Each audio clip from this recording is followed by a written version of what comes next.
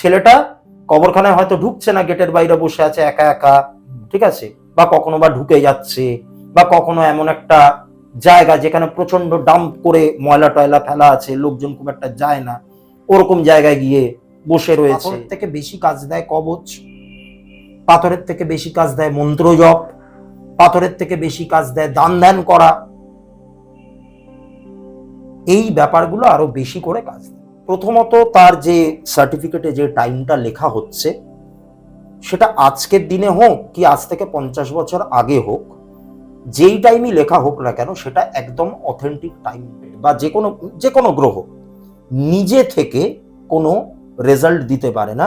Planet always তার result দেয় হচ্ছে স্টার লর্ডের। জ্যোতিষ শাস্ত্রের মেন খেলা হচ্ছে 9টা গ্রহ, 27টা নক্ষত্র, 12টা রাশি। ওয়েলকাম টু সদর এসোটেরিক ইনভেস্টিগেটর। আজকে চলে এসেছি আপনাদের কাছে আরেকটা নতুন এপিসোড নিয়ে।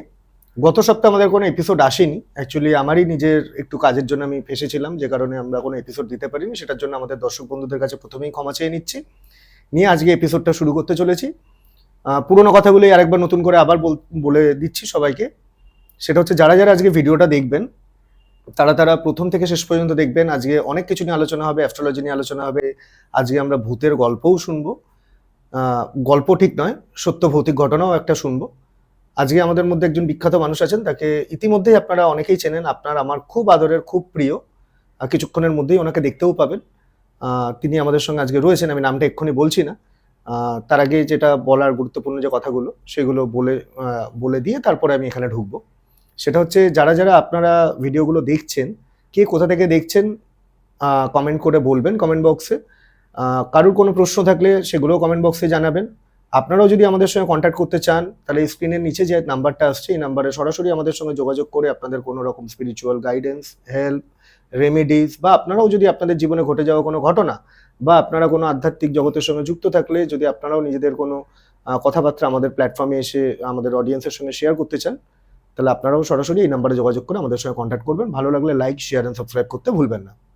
চলুন এইবার আসি আমাদের আজ অতিথির কাছে। আপনাদের আমাদের সবার প্রিয়, আজকে আপনারা অনেক জায়গায় দেখেছেন, অনেক দিন পর ওনাকে আমি আজকে পেয়েছি। কথা বহুদিন ধরে চলছিল, কিন্তু সুযোগ হয়নি বসার। তো আজকে সেই দিন, যেদিনকে আজকে আমরা ওনাকে পেয়ে গেছি। আমাদের সঙ্গে রয়েছেন দেবাদীপদা, আপনাদের সকলের প্রিয়। এবং আজকে মূলত যেটা নিয়ে কথা বলবো, অ্যাকচুয়ালি দেবাদীপদাকে আপনারা সবাই এতদিন স্টোরি টেলার হিসেবে দেখেছেন। তো কোথাও গিয়ে আমার মনে হলো দেবাদীপদার যে মূল যে জায়গাটা, যেটা হচ্ছে দেবাদীপদার বলা যায় অস্তিত্ব এই ফিল্ডে, সেটাকে নিয়ে কোথাও কোনো কথা বলা হচ্ছে না। তো আজকে মূলত সেই জায়গাতে আমি দেবাদীপদাকে রিকোয়েস্ট করেছিলাম যে দেবাদীপদা আজকে আপনি একটু আসুন, কারণ সবাই আপনাকে শুধু স্টোরি টেলার হিসেবে জানছে, কিন্তু আপনার যে এটার বাইরেও একটা পরিচিতি আছে, সেই পরিচিতিটাকেও বুঝতে পারছে না। তো আজকে মূলত সেই কারণেই রেখে নিয়েছি। হ্যাঁ, সত্য ভৌতিক ঘটনা ওনার কাছে আছে, উনিও কাজকর্মগুলো করেন, সেই কারণে ওনার কাছেও কিছু ঘটনা থেকে থাকে।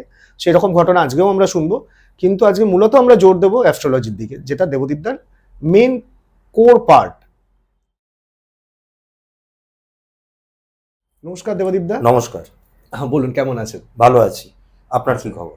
এই চলে যাচ্ছে ভগবানের আশীর্বাদে, আচ্ছা, কাজকর্ম নিয়ে। ঠিক আছে। তো যাই হোক দেবদীপদা, আপনার সঙ্গে যেটা আমার মানে ওভার দ্য ফোন কথা হয়েছিল, যে আপনাকে সবাই চিনছে খালি আপনার এই স্টোরি টেলার হিসেবে। হ্যাঁ হ্যাঁ। কিন্তু মানে কোথাও গিয়ে মনে হয় না যে এখান থেকে আপনার যে মেন যে সত্তাটা, সেটা কোথাও গিয়ে আপনি সেখান থেকে সরে আসছেন? হ্যাঁ, কিছুটা তো সেটা মনে হয়। অ্যাকচুয়ালি আমি তো অ্যাস্ট্রোলজি প্র্যাকটিস করি, ওটাই আমার মেন কাজ। তার সাথে কিছুটা আমি এঞ্জেল থেরাপির সঙ্গেও যুক্ত। এবারে যা হয় আর কি, মানে পেশাগত অভিজ্ঞতা থেকে বিভিন্ন মানুষের সংস্পর্শে তো আসি, এবার তাদের মুখ থেকে নানান রকম ঘটনা শুনি। তো সেইটাই অনেক সময় বিভিন্ন পডকাস্টে বলা হয়, কিন্তু সেটা করতে গিয়ে সামহাউ মানে ওই অ্যাস্ট্রোলজি নিয়ে যে আলোচনাটা, মানে যেটা আমার সব থেকে বেশি ফেভারিট বা সব থেকে বেশি ভালো লাগে, সেই জায়গাটা থেকে খানিকটা ডেভিয়েট হচ্ছে ঠিকই, কিন্তু পুরোপুরি ডেভিয়েট এখনো হয়নি। এখনো সেই জায়গাটাতে আমি আছি, মানে ধরে রেখেছি। যাই হোক, ভালো লাগলো। দেবদীপ, প্রথমে আসি যে অ্যাস্ট্রোলজি, আপনি মূলত কোন অ্যাস্ট্রোলজিটা করেন প্র্যাকটিস? আমি যেটা করি সেটা হচ্ছে কৃষ্ণমূর্তি পদ্ধতি অ্যাস্ট্রোলজি, মানে কেপি অ্যাস্ট্রোলজি।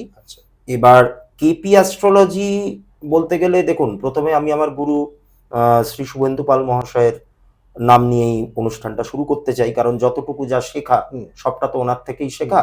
কারণ আমি প্র্যাকটিক্যালি দেখতে গেলে জ্যোতিষের এবিসিডিও জানতাম না, অ আ ক খ সম্বন্ধে আমার কোনো আইডিয়া ছিল না।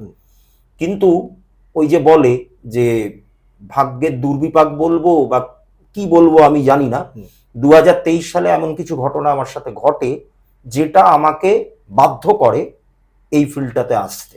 মানে বিভিন্ন জায়গায় দৌড়ঝাঁপ করতে করতে গিয়ে মানে কোথাও একটা আমার নিজের মনে হয় যে আমি নিজেও একটুখানি ব্যাপারটার সম্বন্ধে জানি। বিভিন্ন লোককে জিজ্ঞাসা করে তার থেকে উত্তর না পেয়ে আমি নিজে একবার জানি ব্যাপারটা কিরকম। কারণ জ্যোতিষ শাস্ত্র যেটা, মানে সেটা আপনি কেপি অ্যাস্ট্রোলজি বলুন বা অন্যান্য যে সমস্ত টাইপের যে মানে আমাদের আদি জ্যোতিষ যেটা, বৈদিক জ্যোতিষ যেটাকে আমরা পরাশরী জ্যোতিষ বলি, বা আমাদের ভৃগুনন্দী নারী, যাই হোক না কেন, জ্যোতিষ শাস্ত্রের মেন খেলা হচ্ছে 9টা গ্রহ, 27টা নক্ষত্র, 12টা রাশি। এই 3টে জিনিসের মধ্যেই এন্টায়ার অ্যাস্ট্রোলজিটা মানে ঘুরপাক খাচ্ছে। এইবার এই যে 9টা গ্রহ, 9টা গ্রহের মধ্যে এখানে রবিকেও ধরা হচ্ছে, যদিও বা সায়েন্টিফিক্যালি দেখতে গেলে রবি নক্ষত্র নয়, এই সরি গ্রহ নয়, রবিও একটা নক্ষত্র। কিন্তু ওই যে আমরা আগেকার দিনে আমরা যখন ওই অঙ্ক করতাম স্কুলে, তখন অঙ্কতে অনেক সময় এক্স ওয়াই বলে কিছু একটা ধরা হতো না, যে ধ্রুবক যেটাকে আমরা বলি। তা সেই রকমই জ্যোতিষ শাস্ত্রে রবিকেও একটা গ্রহ হিসেবে ধরা হচ্ছে। রবির পরে আর কারা কারা রয়েছে? চন্দ্র, মঙ্গল, বুধ, বৃহস্পতি, শুক্র, শনি, আর 2টো ছায়া গ্রহ আছে রাহু আর কেতু। রাহু আর কেতু হচ্ছে মানে চন্দ্রের একটা নিজস্ব অরবিট আছে, সানেরও কিন্তু একটা অরবিট আছে। এই দুটো অরবিটের যেটা ইন্টারসেক্টিং পয়েন্ট, তার নর্দার্ন নোডটা হচ্ছে রাহু, সাদার্ন নোডটা হচ্ছে কেতু।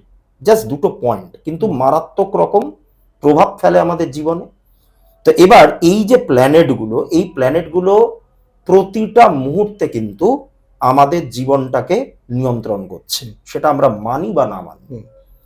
প্রত্যেকটা মুহূর্তে আমাদের প্রতিটা পদক্ষেপ, আমরা কখন কোন কথা বলছি, কখন কোন খাবারটা খাচ্ছি, কখন আমাদের লাইফে কি ঘটনাটা ঘটছে, কখন সিঁড়ি দিয়ে নামতে গেলে একটু হোঁচট খেলাম, এই প্রত্যেকটা কার্যকলাপের ওপর বা প্রত্যেকটা ঘটনার ওপর কিন্তু প্ল্যানেটদের প্রভাব। ঠিক আছে, এইবার তার মানে এরা সবসময় আমাদেরকে নিয়ন্ত্রণ করছে, এবং এদের ভেতরে মানে এদের যে সমস্ত কম্পোনেন্টস গুলো, সেগুলো কিন্তু আমরা আমাদের জীবনে বা আমাদের শরীরের মধ্যে গ্রহণ করছি। তাই জন্য এই গ্রহণ থেকেই কিন্তু গ্রহ শব্দটা এসছে বাংলায়।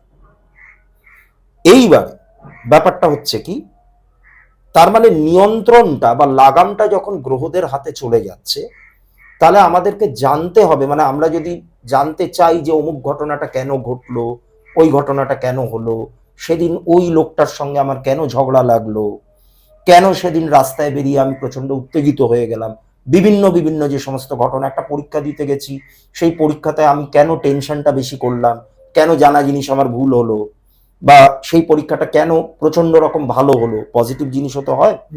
তো এই প্রত্যেকটা জিনিসের ওপর গ্রহদের নিয়ন্ত্রণ আছে। এইবার এইটাকে যদি কেউ গভীরভাবে জানতে চায় বা বুঝতে চায়, কারণ আমিও 2023 সালে এমন একটা ফেজের মধ্যে দিয়ে গেছিলাম, তারপরে আমি বাধ্য হয়েই মানে আমার ভেতরে একটা কি বলবো একটা ইচ্ছা তৈরি হলো যে আমাকেও জানতে হবে যে কেন এই ঘটনাগুলো ঘটছে। নানান লোকের কাছে যাচ্ছি, নানান লোক নানান রকম কথা বলছে, তখনই আমার মনে হলো যে আমাকে পুরো ব্যাপারটা জানতে হবে। সেখান থেকেই আমার এই ইন্টারেস্টটা তৈরি হয়। ঠিক আছে, তা এবার আমাদের যে অ্যাস্ট্রোলজিটা, যেটা কেপি অ্যাস্ট্রোলজি, কৃষ্ণমূর্তি পদ্ধতি, এটা বাদ বাকি যে অ্যাস্ট্রোলজিগুলো আছে তার থেকে অনেকটাই মডার্ন। এবং আমি যেই গুরুর থেকে শিখেছি, তিনি আরো মডার্ন ওয়েতে আমাদেরকে জিনিসটা শিখিয়েছেন। তাই জন্য আমি যে অ্যাস্ট্রোলজিটা প্র্যাকটিস করি সেটা কেপি অ্যাস্ট্রোলজি তো বটেই, কিন্তু কেপিরও একটা মডিফাইড ভার্সন, যেটাকে আপনি বলতে পারেন মডার্ন অ্যাস্ট্রোলজি। আচ্ছা, আমি মূলত এই জায়গাটাতে আসবো আপনার কাছে আরেকবার। সেটা হচ্ছে এই যে আমরা বৈদিক যে অ্যাস্ট্রোলজি, যেটা এতদিন ধরে আমরা দেখে অভ্যস্ত, সেটা কেপি অ্যাস্ট্রোলজির মধ্যে বেসিক ডিফারেন্সটা কি? বেসিক ডিফারেন্স হচ্ছে এটাই, বৈদিক জ্যোতিষ যেটা, সেখানে প্রথমত ওরা কাজ করে ডিভিশনাল চার্টের ওপর। ডিভিশনাল চার্টের ওপর মানে সেখানে মূলত প্রাধান্য পায় হচ্ছে D1 আর D9। ঠিক আছে, কিন্তু তার বাইরে গিয়েও আরো 60 রকমের ডিভিশনাল চার্ট হয়। ডিভিশনাল চার্টের কাজ কি? ডিভিশনাল চার্টের কাজ হচ্ছে আমাদের জীবনে যে যেই প্রশ্নগুলো নিয়ে একজন মানুষ একজন জ্যোতিষীর কাছে যান, যে আর্থিক দিক কেমন থাকবে, চাকরি কেমন হবে, বিয়ে থা কবে হবে, বিবাহিত জীবন কেমন হবে, প্রেমের সম্পর্ক হবে কিনা, শরীর স্বাস্থ্য কেমন থাকবে, এই ব্যাপারগুলোই তো মানুষ জানতে যায় একজন অ্যাস্ট্রোলজারের কাছে। তো এই প্রত্যেকটা বিষয়ের ওপর আলাদা আলাদা চার্ট হয় বৈদিক কিন্তু খুব লং প্রসিজিওর, ঠিক আছে। এবার বৈদিকে যেটা বলছে সেটা হচ্ছে যে প্ল্যানেটগুলো কোন ঘরে বসে আছে, কোন রাশিতে বসে আছে, সেটা কত ডিগ্রিতে রয়েছে, তার দৃষ্টি অন্য কোন ঘরের ওপরে গিয়ে পড়ছে, সেই দৃষ্টিটা শুভ নাকি অশুভ, কোন প্ল্যানেটের সাথে তারা কনজাংশনে রয়েছে, সেই প্ল্যানেটটা তার মিত্র নাকি শত্রু নাকি সম, এই ব্যাপারগুলো নিয়ে বৈদিক জ্যোতিষে হয়, বিচার হয়। আর আমাদের কেপি অ্যাস্ট্রোলজির যেটা মূল দুটো ব্যাপার, সেটা হচ্ছে প্রথমত আমরা মনে করি যে প্ল্যানেট বা যে কোনো গ্রহ নিজে থেকে কোনো রেজাল্ট দিতে পারে না। প্ল্যানেট অলওয়েজ তার রেজাল্ট দেয় হচ্ছে স্টার লর্ডের মাধ্যমে। স্টার লর্ড মানে কি? ধরা যাক যে কোনো একটা প্ল্যানেট, ধরো স্যাটার্নের মতো একটা প্ল্যানেট কোনো একটা রাশিতে বসে আছে, ধরো মেষ রাশিতেই বসে আছে। মেষ রাশিতে 3টে নক্ষত্র রয়েছে, কেতুর আছে, শুক্রের আছে, রবির আছে। কেতুর যে নক্ষত্রটা সেটা হচ্ছে অশ্বিনী নক্ষত্র, মানে আমি মেষ রাশির কথাটা বলছি, সেটা 13 ডিগ্রি 20 মিনিট পর্যন্ত তার বিস্তার। তারপরে চলে এলো শুক্রের নক্ষত্র ভরণী, সেটাও 13 ডিগ্রি 20 মিনিট অবধি তার বিস্তার, ঠিক আছে।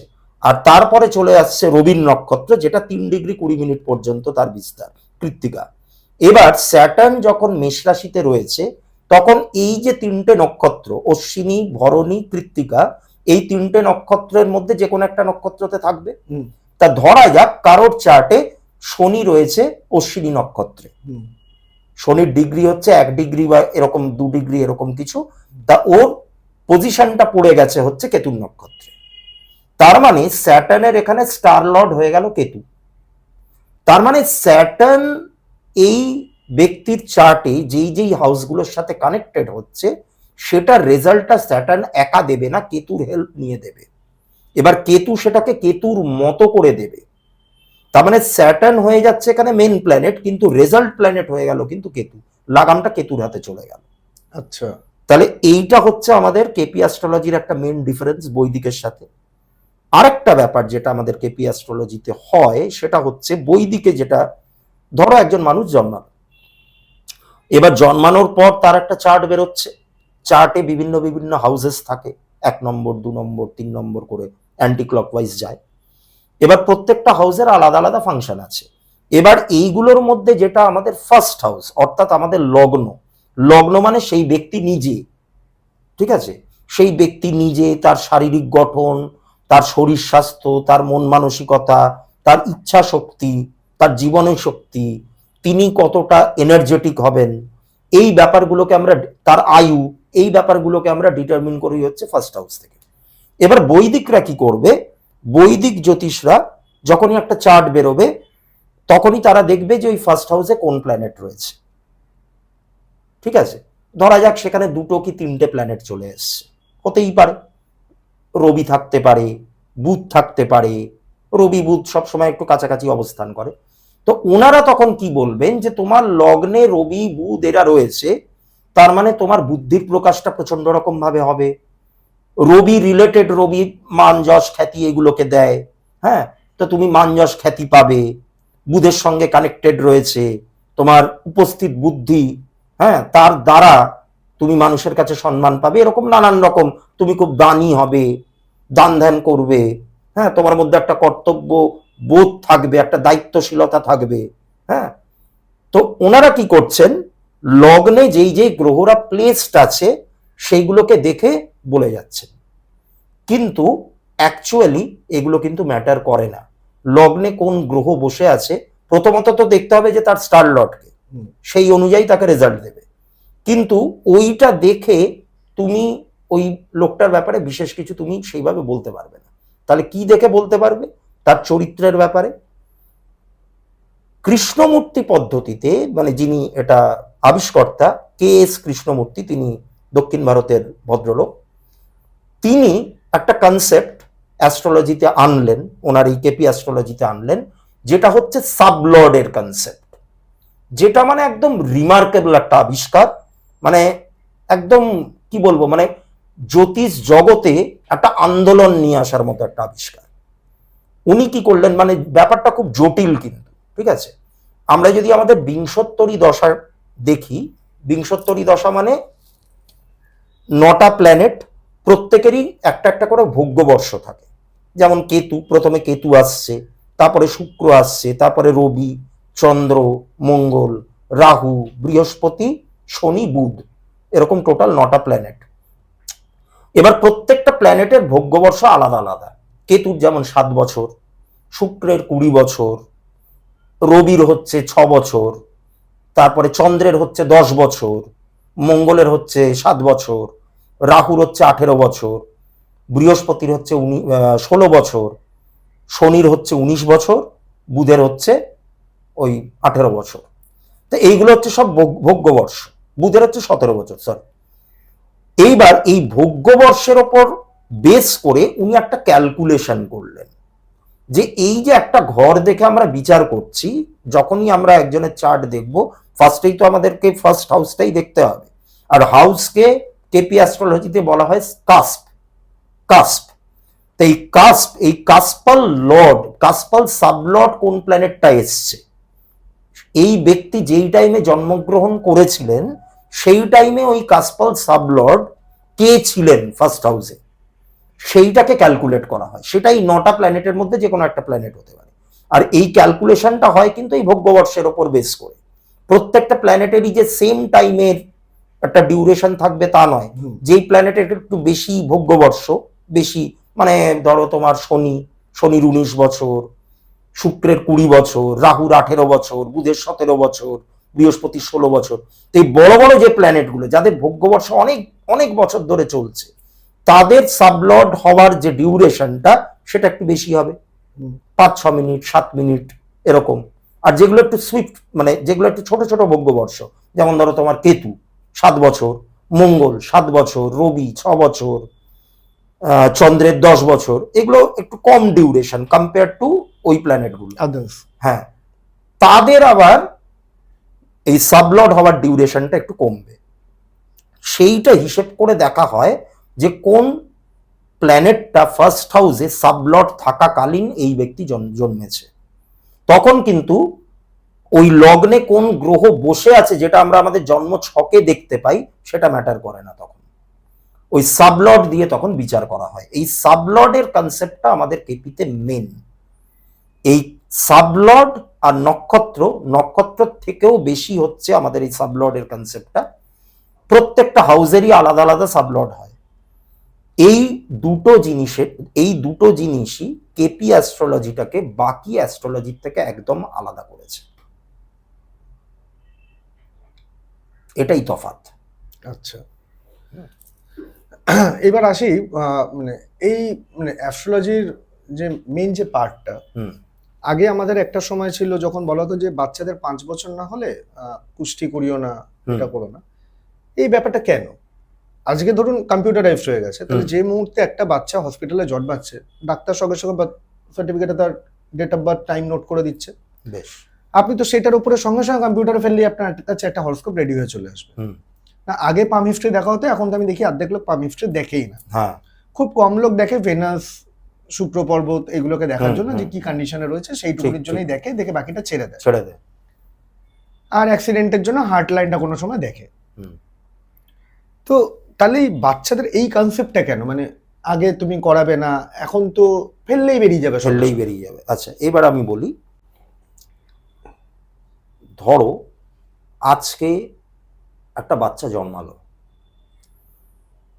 কলকাতার কোনো একটা হাসপাতালে। এইবার আমি যদি প্রথমত তার যে সার্টিফিকেটে যে টাইমটা লেখা হচ্ছে, সেটা আজকের দিনে হোক কি আজ থেকে 50 বছর আগে হোক, যেই টাইমই লেখা হোক না কেন, সেটা একদম অথেন্টিক টাইম নয়। কেন নয়? অনেকে ভাবে যে বাচ্চার মাথাটা যখন বেরোচ্ছে মাতৃগর্ভ থেকে, সেটা তার অ্যাকচুয়াল জন্মের টাইম। কেউ নাড়ি কাটার টাইমটাকে অ্যাকচুয়াল জন্মের টাইম হিসেবে ধরে, কিন্তু দুটোর মধ্যে কোনোটাই নয়। মাতৃগর্ভ থেকে ভার করবার পর একজন শিশু যখন ইন্ডিপেন্ডেন্টলি তার হৃদস্পন্দন যে চালু হচ্ছে, এতদিন সে মায়ের পেটে ছিল, মাতৃগর্ভে ছিল, তখন মায়ের যখন প্রথম যে কান্নাটা করে সেই টাইমটাকে আপনি বলছেন, সেই টাইমটা বা তার হার্টবিটটা কখন চালু হয়েছে। এবার এই হার্টবিট, ইন্ডিপেন্ডেন্ট হার্টবিট বার করবার পর, তা এই হার্টবিট চালু হওয়ার টাইমটা কারোর পক্ষে দেখা সম্ভব না বা বোঝা সম্ভব না। কারণ সেই মোমেন্টে ওই লেবার রুমটাতে হসপিটালের, সেখানে যারা যারা থাকেন, ডাক্তার আছেন, নার্স আছেন, একজন চাইল্ড স্পেশালিস্ট থাকবেন, তাদের কাছে ওটা কিন্তু গুরুত্বপূর্ণ নয়। তার জন্ম সময়টা গুরুত্বপূর্ণ নয়। 5 মিনিট এদিক ওদিক হলে ওদের কিচ্ছু যাবে আসবে না।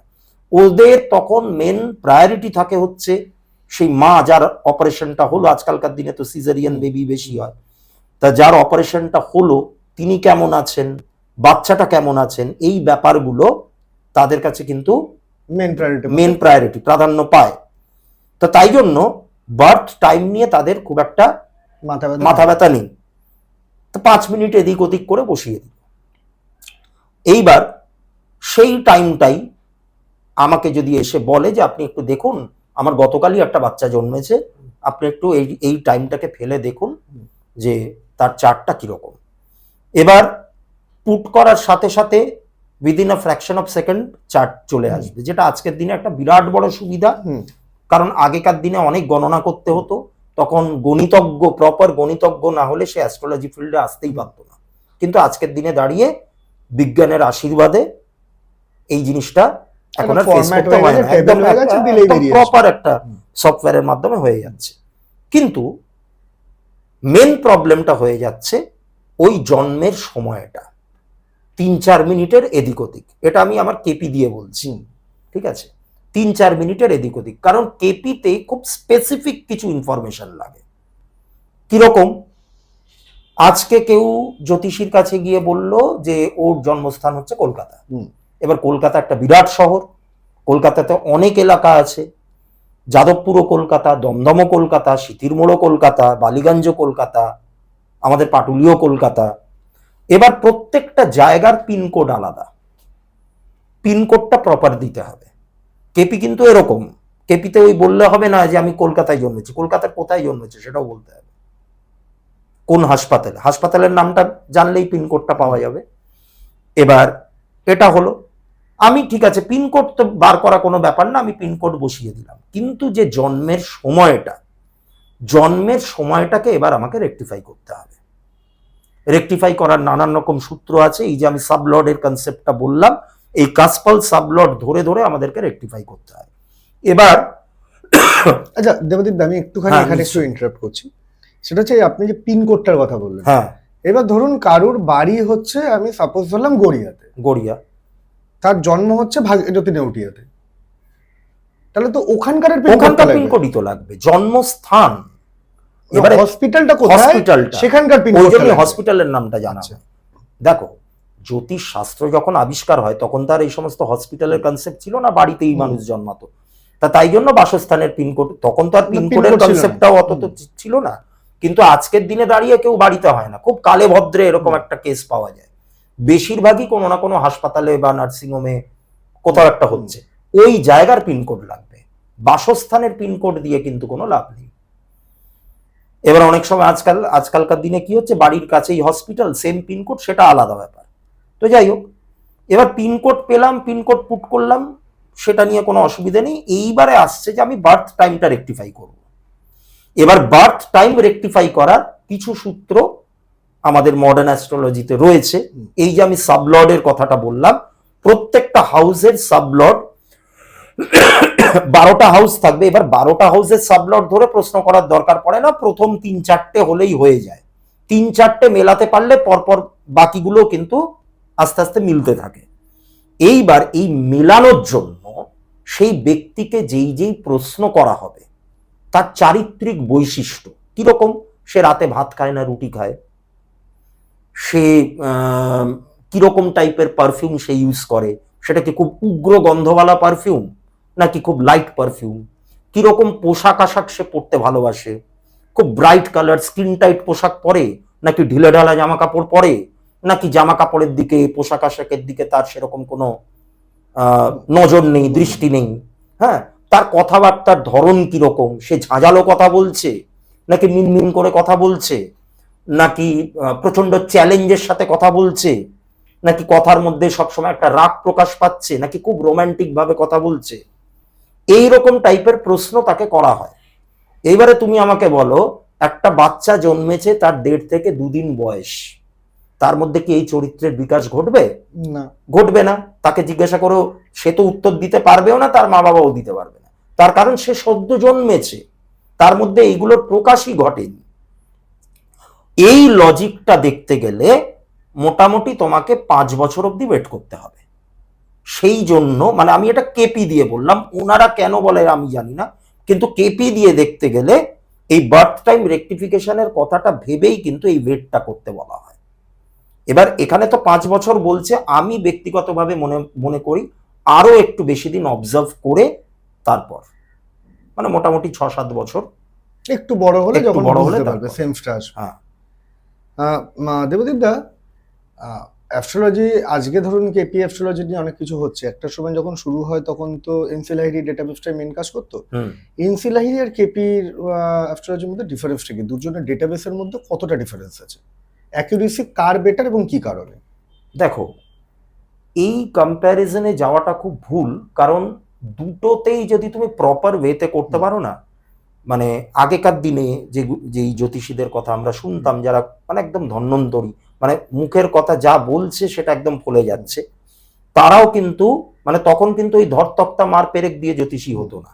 তখন খুব প্রপার ওয়েতে পঞ্জিকা নিয়ে বসে ক্যালকুলেট করে এক একজনের কুষ্টি তৈরি করা, তাতে মানে এক একজনের কুষ্টি তৈরি করতে মোটামুটি 1 থেকে 1.5 মাস সময় লাগা। হ্যাঁ, এই ব্যাপারগুলো। তো এই যে তুমি এনসিলাইডির কনসেপ্টটা বললে, খুব খুব ফাইন কনসেপ্ট ওটা, ওটাতেও কিন্তু একদম পিন পয়েন্ট প্রেডিকশন করা যায়। কিন্তু প্রবলেমটা হচ্ছে, আর কেপিতে তো হয়ই, কেপির সিস্টেমটাই এমন, কেপি হচ্ছে কি মানে তোমাকে বারবার বারবার করে মাইক্রোস্কোপের মধ্যে ফেলা হচ্ছে, ফেলে যেটা যতটা মানে একটা ড্রিলিং মেশিন যতটা গভীরে ঢুকতে পারে, কেপি হচ্ছে তাই। এবং কেপিতে এই যে বার্থ টাইম রেকটিফিকেশনের যে কনসেপ্টটা আমি বললাম, এটাই হয়ে যায় সব থেকে চ্যালেঞ্জিং, সব থেকে চ্যালেঞ্জিং। কারণ দেখো, কেপিতে 2 রকম ভাবে বার্থ টাইম রেকটিফিকেশন হয়। কেপির কিছু নিজস্ব সূত্র আছে, যেটা KS কৃষ্ণমূর্তিজি নিজে তৈরি করে গেছিলেন। এবার সেখানে কতগুলো ফর্মুলার মতো, অঙ্কে যেরকম আমরা ফর্মুলা ইউজ করি, ঠিক আছে, right hand side is equal to left hand side, ওই রকম টাইপের কিছু ফর্মুলা।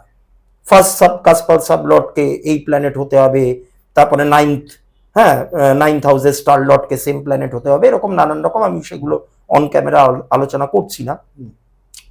এইবার এই সূত্রগুলোকে দীর্ঘদিন ধরে, এটা তো সাউথ ইন্ডিয়া থেকে অরিজিনেট করেছে, দীর্ঘদিন ধরে সাউথের জ্যোতিষীরা ফলো করতেন। কিন্তু তারপরে দেখা গেল যে এই বার্থ টাইম রেকটিফিকেশন না করে তারা আস্তে আস্তে হোরারির দিকে চলে আসছে।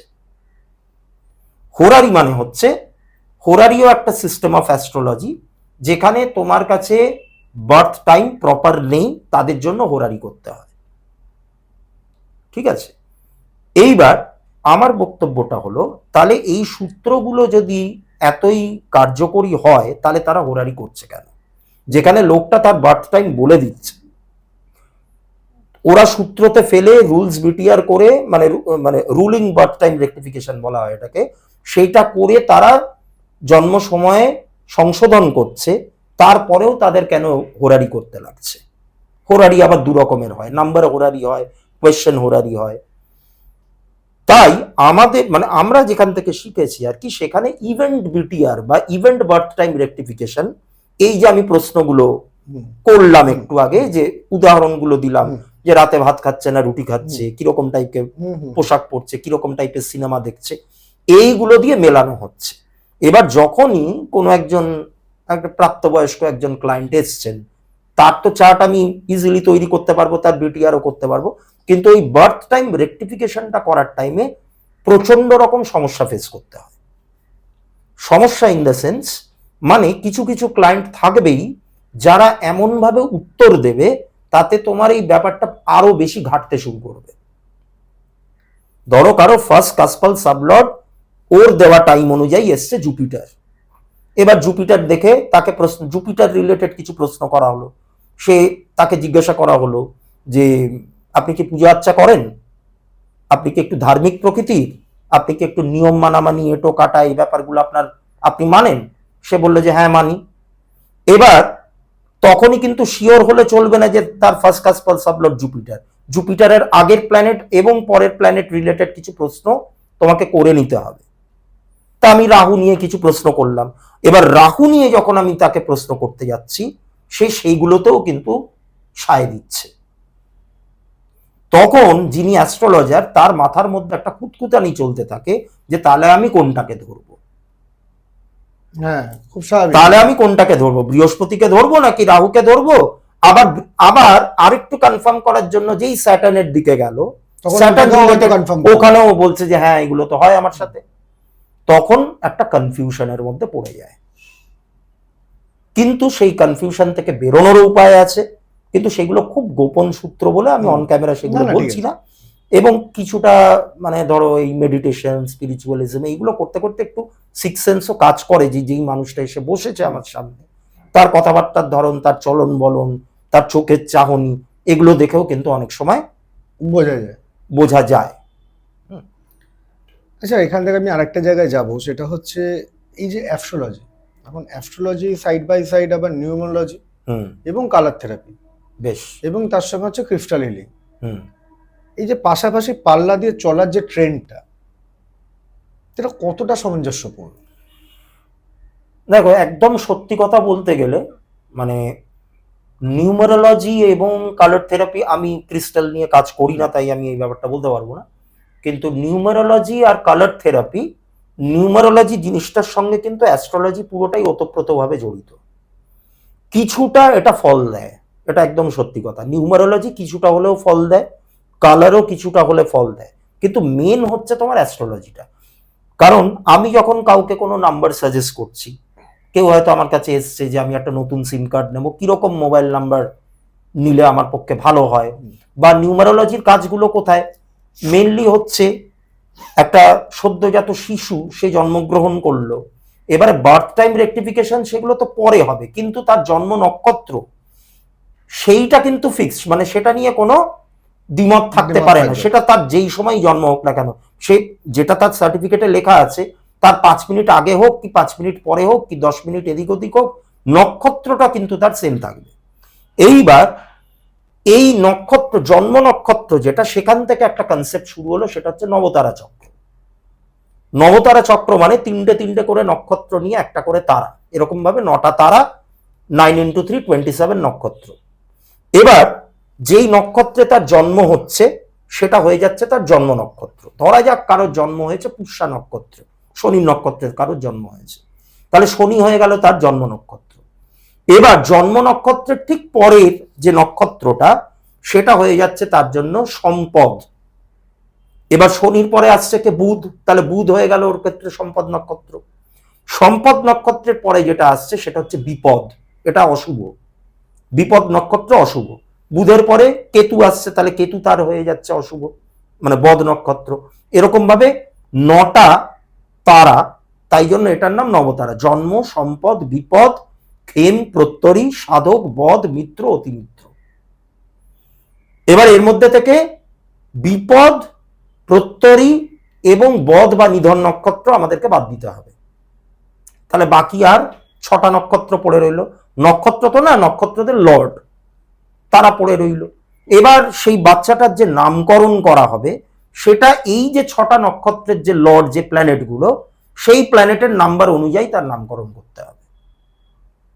এখানে নিউমারোলজির একটা কনসেপ্ট আছে, যেই যেই জিনিসগুলো আমাদের হাতের মধ্যে, মোবাইল নাম্বার, একটা নতুন সিম কার্ড নেব, সেই মোবাইল নাম্বার সিলেক্ট করাটা আমাদের হাতের মুঠোয়। একটা গাড়ি কেনা হচ্ছে, গাড়ির নাম্বারটা কি হবে সেটাও কখনো কখনো কথা বলে করা যায়, কিন্তু যেটা আমাদের হাতে হচ্ছে যতটা হাতের মধ্যে রাখা যায় সেই জায়গাটুকুতে আমরা নিউমারোলজিতে অ্যাপ্লাই করতে পারি, তবে সেটা 20 থেকে 25%-এর বেশি কাজ দেয়, কাজ হয়। মেন কাজ হচ্ছে প্ল্যানেট এবং তার প্রতিকার। আর কালার থেরাপি, আর কালার থেরাপিটা হচ্ছে, কালার থেরাপিও খানিকটা এইরকম যে আমার আজকে একটা ইন্টারভিউ আছে, সেই ইন্টারভিউতে আমি কোন কালারটা পরে গেলে আমার ভালো হয়, সেখানেও নবতারা চক্র চলে আসছে যে এর মধ্যে কোনটা আমার বিপদ নক্ষত্র, কোনটা প্রত্যরী নক্ষত্র, কোনটা বদ বা নিধন নক্ষত্র, সেই প্ল্যানেটগুলোকে আগে বাদ দিতে হবে। তারপরে আমাদের কেপি অ্যাস্ট্রোলজিতে day to day activities predict করা যায় যে আজকে একটা ইন্টারভিউ আছে, আজকের দিনটা আমার কেমন যাবে, ইন্টারভিউটাতে সাকসেস আছে কিনা। কারণ ফার্স্ট হাফ ভালো থাকে, সেকেন্ড হাফ খারাপ থাকে। এবার কোন মেন time এ হচ্ছে। এবার মেন কোন প্ল্যানেটটা আমাকে ওই দিন সাকসেস দেখাচ্ছে, সেই প্ল্যানেট অনুযায়ী একটা কালার আমি পরে গেলাম। প্রত্যেকটা প্ল্যানেটের তো আলাদা আলাদা, যেমন সান ফায়ারি অরেঞ্জ, হ্যাঁ, বা একটু রাস্ট কালারের মতো, এটা সান। মুনের হচ্ছে পিওরলি হোয়াইট, মঙ্গলের হচ্ছে রেড কালারের যে শেড গুলো হয় তার উপর, বুধের হচ্ছে গ্রিনিশ, ঠিক আছে, বৃহস্পতির হচ্ছে পেল ইয়েলো, হ্যাঁ, তারপরে ভিনাসের হচ্ছে পিঙ্ক বা হোয়াইট, তারপরে হচ্ছে স্যাটার্নের হচ্ছে ব্ল্যাক বা ব্লু, রাহুর একটুখানি ব্রাউন বা হ্যাঁ চকলেট কালার, কেতুর হচ্ছে একটু গ্রে কালার। এই এই যে কালারগুলো, এবারে কোন প্ল্যানেটটা আমাকে কি দেখাচ্ছে ওই পার্টিকুলার দিনটাতে, ওই রকম ওই অনুযায়ী আমরা কালারটা পরে যাওয়া যতটা ফেভারেবল হয়।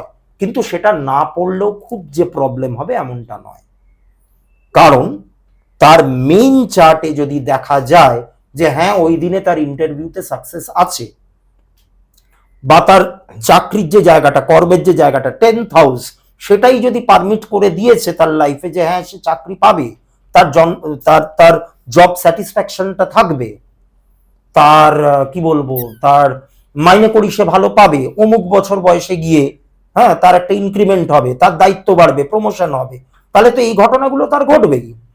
সে ওই পার্টিকুলার কালারটা পড়ুক চাই না পড়ুক, এটা ঘটবেই, ঠিক আছে। কিন্তু তাও ওই যতটুকু আমাদের হাতের মধ্যে রাখা যায়, মানুষের একটা স্যাটিসফ্যাকশন বলেও তো একটা ব্যাপার থাকে।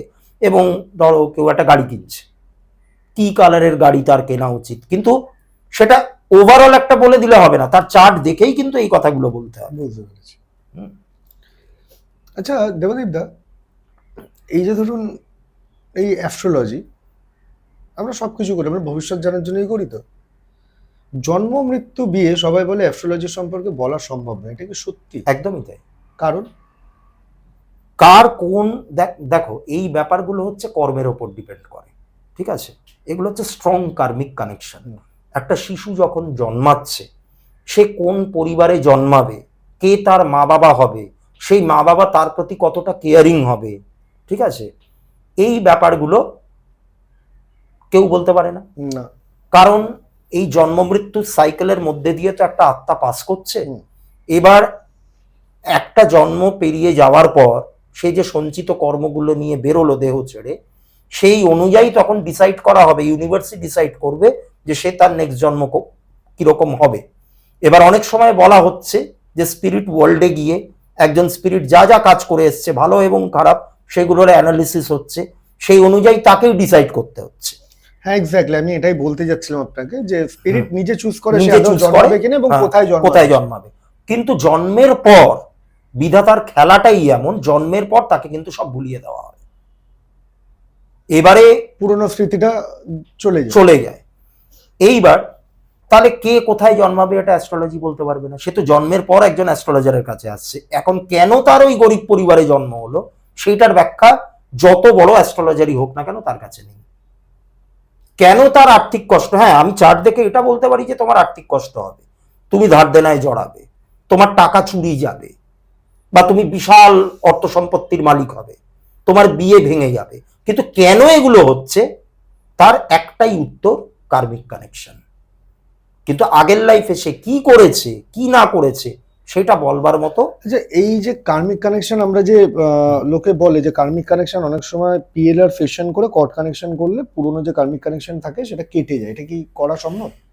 পিএলআর নিয়ে দেখো, পিএলআর এর কোনো সামনাসামনি কোনো অভিজ্ঞতা আমার নেই, আমি দেখিনি কিভাবে পিএলআর হচ্ছে। যতটুকু যা দেখেছি আমি ইউটিউবের ছোটখাটো কিছু ভিডিও দেখেছি, কিন্তু আমার খুব একটা অথেন্টিক মনে হয়। হ্যাঁ, কারণ প্রপার পিএলআর কিভাবে করে, হিপনোসিসের মাধ্যমে নানান রকম ভাবে। এবারে পুরনো স্মৃতি, বেশিরভাগ ক্ষেত্রে যেটা হচ্ছে পুরনো স্মৃতি মনে আছে যাদের, তারা তো জাতিস্বর। এবার তারা কোনোভাবে কর্ডটা কাট করতে চায় কিনা সেটা আমার জানা নেই, কিন্তু বেশিরভাগ মানুষই জানতে চায়, তাদের তো মনে থাকে না, বেশিরভাগ মানুষই জানতে চায় যে আমি আগের লাইফে কি ছিলাম। এবার সেটার জন্য পিএলআর না করেও অনেক সময় জন্ম ছকে কেতুর প্লেসমেন্টটা দেখেও কিন্তু অনেক সময় বলা যায়, তাও সেটা একটা আন্দাজে। কিন্তু আমি ব্যক্তিগতভাবে মনে করি, এবং আমার সঙ্গে বেশ কিছু আরো অ্যাস্ট্রোলজার রয়েছেন যারা এখানকার নয়, যারা একটু বাইরের দিকে থাকেন, অবাঙালি, তারাও এটা মনে করেন যে আগের জন্মে কি ছিলাম, কি করেছি সেটা জেনে এখন তো আর কোনো লাভ নেই, যা করেছি করে চলে এসেছি। এবারে নতুন জন্মটাতে যাতে আর কিছু খারাপ না করি, বা মানে জ্ঞানত বা অজ্ঞানত, যাতে আমার হাত দিয়ে কোনো খারাপ না হয়, তার জন্য কি কি রেমেডিজ আমি নিতে পারি, কি কি দান ধ্যান আমি করতে পারি, সেই অনুযায়ী চললেই ভালো। আচ্ছা দেবদীপ, আমি এখান থেকে আরেকটা জায়গায় আসি, এই যে স্টোনটা মানুষের জীবনে কাজ করে কি করে? এটা তো তাহলে কি আমি ধরে নেবো একরকম কালার থেরাপি, যে ভেতর থেকে প্রত্যেকটা স্টোনের যে ইন্ডিভিজুয়াল কালার গুলো রয়েছে, সেই কালারের ভেতর থেকে যখন সানলাইট পাস করছে সেটা আমাদের বডি, সেই কেমিক্যাল রিঅ্যাকশনটা তোমার বডিতে গিয়ে পড়ার জন্য কিছুটা তো ওই রকমই, কিছুটা এটাও কি কালার থেরাপি? কিছুটা কালার থেরাপির দিকে যাচ্ছে, তারপরে এই কেমিক্যাল কম্পোজিশন যেটা তুমি বললে। কিন্তু মুশকিলটা হয়ে যাচ্ছে, স্টোনের অনেক মানে লিমিটেশনস আছে, অনেক লিমিটেশনস আছে। তাই জন্য মানে বৈদিকে কি হয়, এখানেও আবার বৈদিকের সঙ্গে কেপির একটা তফাৎ চলে আসছে। বৈদিকের মানে যারা অ্যাস্ট্রোলজার, এখনকার দিনে আরো বেশি করে এই ব্যাপারটা বেড়েছে, সেটা হচ্ছে যে ওরা দেখে যে কোন প্ল্যানেটটা ডাউন, সেই প্ল্যানেটটাকে পাওয়ার আপ করছে। কিন্তু আমরা কেপি অ্যাস্ট্রোলজিতে দেখি যে কোন প্ল্যানেটটা অলরেডি এই ব্যক্তিকে সাকসেস দিতে পারে, আমরা সেই প্ল্যানেটটাকে দেখি, সেই প্ল্যানেটটাকে আরেকটু বুস্ট আপ করে দেওয়ার কাজটা করে পাথর। কিন্তু পাথরে নানান রকম বেসিক্যালি গাইডলাইন দেয় এক ধরনের, কিন্তু পাথরে অনেক সমস্যা আছে। যেমন যেমন আমি একটা পার্টিকুলার জিনিস করানোর জন্য, ধরো কেউ আমাকে বলছে যে বারবার করে চাকরির ইন্টারভিউ দিচ্ছি, কোথাও যোগাযোগ পাচ্ছি না। এবার চাকরি নির্দেশ করে আমাদের 6th হাউসটাকে। এবার আমি যখন দেখছি যে এনার চার্টে অমুক একটা প্ল্যানেট, ধরো জুপিটারের মতো একটা প্ল্যানেট 6th হাউস অকিপাই করে রেখেছে, আর সে জুপিটার হচ্ছে হয়তো 11th হাউসের লর্ড, আমি তাকে সঙ্গে সঙ্গে জুপিটারের একটা পাথর পড়তে বললাম, অর্থাৎ পোকরাজ বললাম।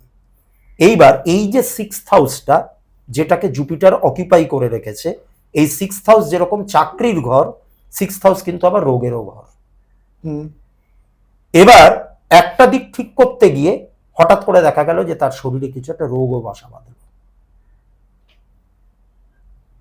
কোনো একজন মহিলা এসে বললেন যে আমার সন্তান ধারণে সমস্যা হচ্ছে।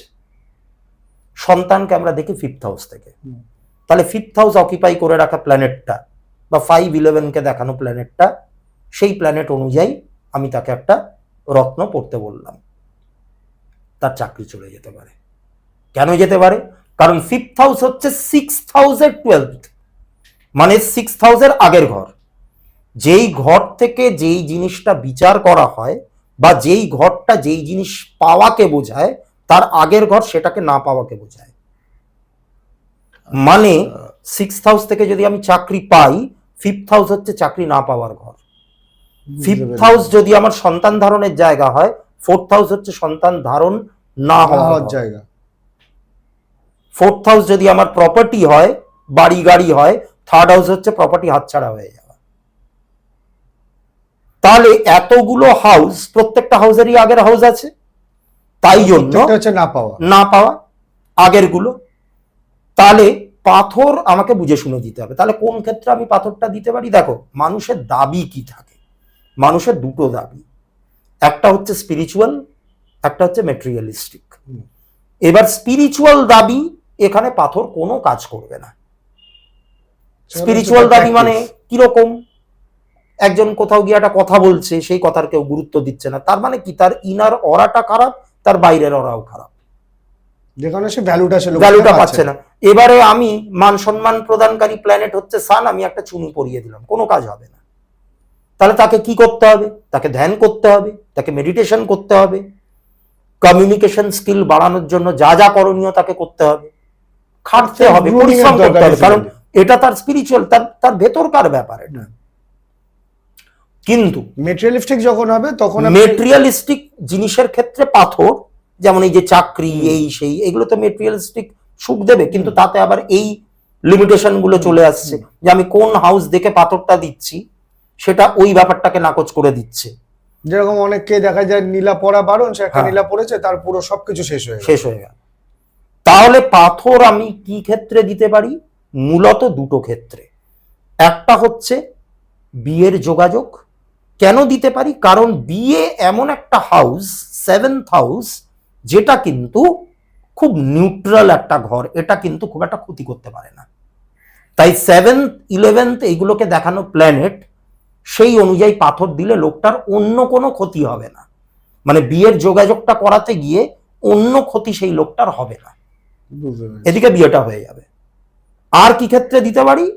আর দেওয়া যায় আর্থিক অবস্থা খারাপ, তখন 2 আর 11 কে দেখানো যে প্ল্যানেট, সেকেন্ড হাউস হচ্ছে আমাদের অর্থের প্রধান ঘর, আর 11th হাউস মানে হচ্ছে মানিটারি ফ্লো, অর্থের আগমন, ঠিক আছে, মানে যোগাযোগ, কমিউনিকেশন ফিল্ড, হ্যাঁ, অর্থের আগমন হচ্ছে।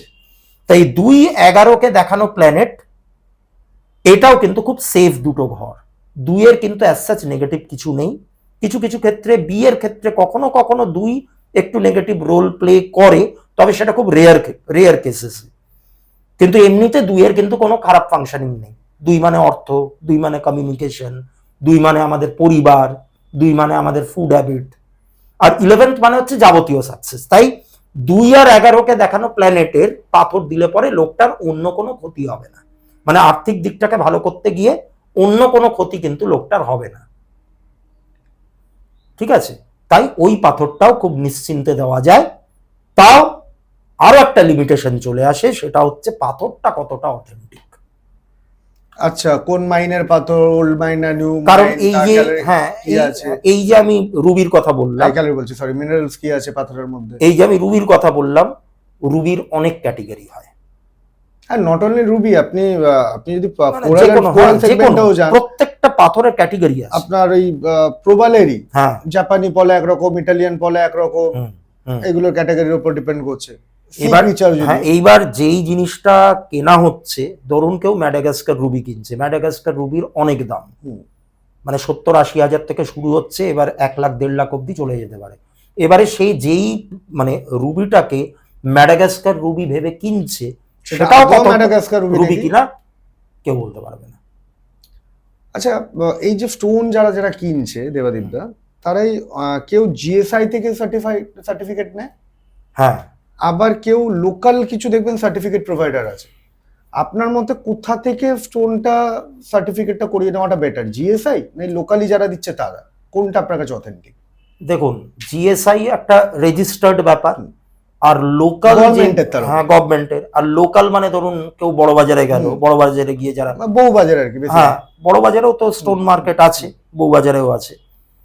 দেখুন, একটা হচ্ছে রেজিস্টার্ড, গভর্নমেন্ট রেজিস্টার্ড, আর এই যে ব্যাপারটা যখনই বউ বাজার বড় বাজার হয়ে গেল, এখানে চলে আসছে অভিজ্ঞতা। এবারে আপনাকে অথেন্টিক লোক খুঁজে বার করলে, তাহলে আমি বলবো যে বড় বাজার বা বউ বাজারে যে সার্টিফিকেশনটা দেবে সেটাও কিন্তু অথেন্টিক হতে পারে। প্রপার লোককে খুঁজে বার করতে হবে। আর জিএসআই তো এমনি আছেই, জিএসআই তো ওটা তো ঠিকই আছে। জিএসআই একটা স্টোন আপনাকে টেস্ট করাতে গেলে এই মুহূর্তে আমার যতদূর অভিজ্ঞতা, মোটামুটি ধরুন 15 থেকে 17 দিন নিয়ে নেবে, তার আগে টেস্টিং রিপোর্ট দেবে না। আচ্ছা আচ্ছা। সেখানে এই বেলা স্টোন দিলে ও বেলা তার সার্টিফিকেট চলে আসছে, কি আজকে দিলে কালকে চলে আসছে।